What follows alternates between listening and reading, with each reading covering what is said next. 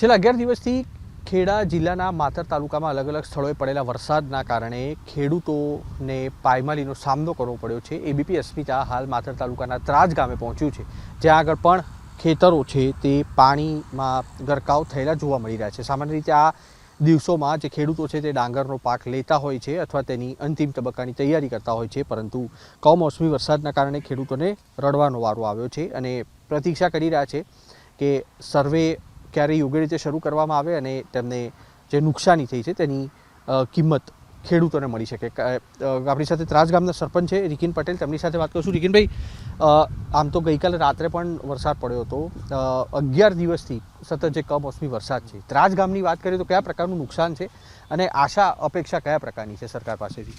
સરકાર પાસે એટલી અપેક્ષા છે કે ભાઈ આ સર્વે કરી અને બીજા નંબરે કે આ જે નુકસાન થયું છે એની થોડી ભરપાઈ થાય, ખેડૂત જીવી જાય।